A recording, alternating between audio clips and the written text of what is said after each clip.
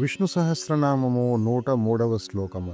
ప్రమాణం ప్రాణనిలయ ప్రాణభృత్ ప్రాణజీవన తత్వం తత్వవిదేకాత్మ జన్మ మృత్యు జరాతిగ. ఓం ప్రమాణాయ నమ. వేదములు సత్యమునకు ప్రమాణము. వేదస్వరూపమే పరమాత్మ. అందుచే పరమాత్మ ప్రమాణమని భావించబడుచున్నాడు. కొందరు ప్రజ్ఞానమని చదువుతురు. ప్రజ్ఞానమనగా శుద్ధ చైత్యం అని అర్థము. ప్రజ్ఞానం బ్రహ్మ అని మహావాక్యము అనగా శుద్ధ చైతన్యం పరమాత్మ అని భావము. ప్రమాణ లేక ప్రజ్ఞానముగా తెలియబడు పరమాత్మకు నమస్కారం. ఓం ప్రాణ నిలయాయ నమ.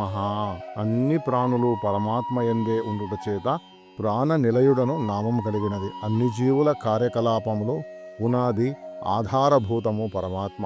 ప్రాణ నిలయుడైన మహావిష్ణువుకు నమస్కారము. ఓం ప్రాణభృతే నమ.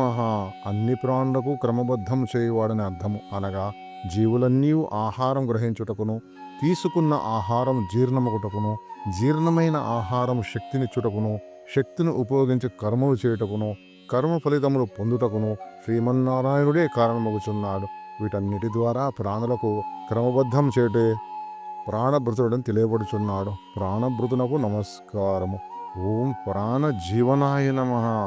జీవులందరికీ ప్రాణం పోసి పెంచువాడని అర్థము. అనగా జీవులు ఊపిరితీయు ప్రతి శ్వాసయందు నారాయణుడు గలడని భావము. ప్రాణజీవనుడైన నారాయణకు నమస్కారం. ఓం తత్వాయ నమ. పరమసత్యముకు తత్వమని పేరు. సనాతనమైనది తత్వము. ఆత్మను ఆత్మానుభూతియే తత్వమందురు. తత్వం ఇతి విజ్ఞానమేవ తత్వం అని శృతివాక్యము. తత్వమే నారాయణుడు. తత్వముగా చెప్పబడు నారాయణకు నమస్కారం. ఓం తత్వవిదే నమ. సత్యమును పూర్తిగా ఎరిగినవాడు తత్వవిదుడు. ఆత్మానుభూతి కలిగిన వ్యక్తి నారాయణుడేగును.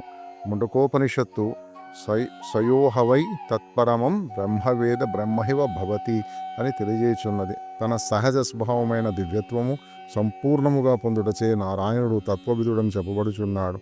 తత్వవిదునకు నమస్కారము. ఓం ఏకాత్మనే నమ. ఒకే పరమాత్మ, అదే సత్యము. పరమాత్మ జీవాత్మగా పెక్కు జీవులందు ఈ విశ్వములో వ్యక్తమగుచున్నాడు. అన్ని జీవులలో ఉన్న ఆత్మ ఒకటియే, అదే ఏకాత్మ. ఏకాత్మకు నమస్కారము. ఓం జన్మ మృత్యు జరాతిగాయ నమ. ఎటువంటి మార్పులు పొందక ఎల్లప్పుడూ ఒకే రీతిగా ఉండేవాడు పరమాత్మ. పరిమితమైన ప్రతి వస్తువు మార్పును పొందును. పుట్టుట, ఎదుగుట, క్షీణించుట, నశించుట మొదలైనవి మార్పు పొందు స్థితులు. ఇవి చాలా బాధాకరము. ఈ స్థితులేవీ లేక శాశ్వతముగా నుండినది శుద్ధ శైత్యము, అదే పరమాత్మ. పరమాత్మ జన్మ మృత్యువులు లేనివాడని గీత సాంఖ్యయోగం తెలుపుచున్నది.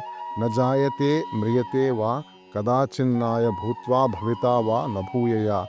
అజోనిత్య శాశ్వతోయం పురాణో నహన్యతే హన్యమానే శరీరే. పరమాత్మకు పుట్టుక గాని చావు గాని లేదు. శాశ్వతము, స్థిరము, సహజ స్వభావములు మరియు శాశ్వతము. శరీరము నశించినను ఆత్మ నశింపదని దీని భావము. జన్మ మృత్యు జరాతిగానుగా భావించు మహావిష్ణువుకు నమస్కారం. ఓం నమో భగవతే వాసుదేవాయ.